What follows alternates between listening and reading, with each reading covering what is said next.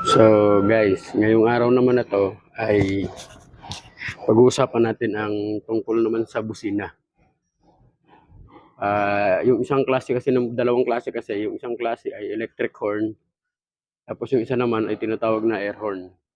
Pero yung air horn, meron ding kuryente yon, pero sinasamahan lang siya ng hangin.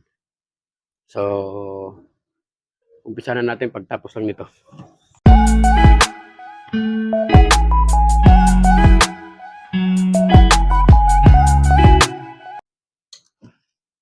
So guys, dalawa lamang to sa maraming klase ng air horn. Ito.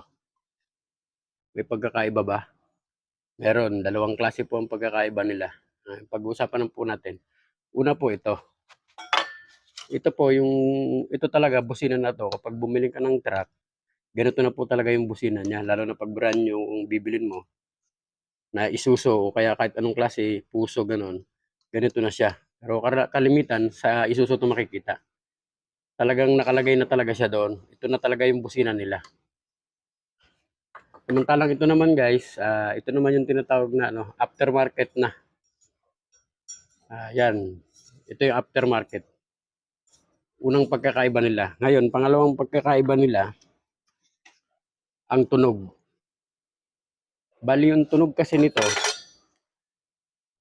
hindi siya malakas. Tamang-tama lang yung tunog niya, hindi gaanong masakit sa tenga, hindi siya matining. Yun yung tunog nito. Samantalang yung tunog nito, matining at napakalakas. Yung tipong pag ginamit na busina to, magugulat ka doon sa pagbusina ng truck. Ito yon, aftermarket na ito. Sa mga tindahan, sa mga auto supply, makakabili ka na nito. Yan. Ngayon, tuturo ko naman yung kuryente. Ito yung kuryente niya. Wala naman tong polarity. Kahit magbaliktaran, pwede. Itong isa, positive. Tapos itong isa, manggagaling sa manibela. Ground. Pag sa manibela, ground siya. Yan. Kasi ito, lalagyan nyo lang ng positive. Tapos ito, dito nyo ilalagay yung hangin. Kasi pag walang hangin guys, hindi siya tutunog kasi pipitik lang itong magnetic. Yan. Kaya kailangan mayroon siyang hangin para mag-open tong magnetic, lalabas yung hangin niya dito sa dalawa. Pag lumabas na siya dito, tsaka lang siya magiging busina na, malakas. Kaya kailangan mag-open yung magnetic niya, ito. Positive and then ground galing sa manibela. Ganon din ito guys, parehas din. Dito naman isasaksak yung sakit sa dalawang sakit. Wala rin siyang polarity, kahit anong siya, baliktaran pwede. Positive and then ground galing sa manibela. Yung busina galing sa manibela. Tapos ito naman yung hangin niya. Dito mo isasaksak yung hangin. So ganun din, mas maganda lang yung tunog. Ngayon kung papipiliin ako kung sinong mas maganda kong tunog, busina para sa dalawang ito, yung mas magandang tunog.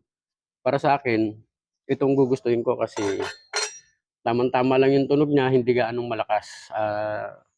Hindi gaanong matining, hindi siya gaanong nakakagulat. Samantalang ito, napakalakas talaga. Pero depende pa rin sa inyo kung ano yung gusto nyong busina. Kung gusto nyo talaga ng malakas, ito gagamitin nyo. Tapos kung para sa akin lang naman, kaya mas gusto ko itong gamitin. Plastic ito. Samantalang ito, stainless. Bakal. Yan. Stainless siya. So, hanggang doon na lang tayo. Hanggang dito lang muna tayo guys. Sa susunod naman ulit na video natin. Maraming salamat.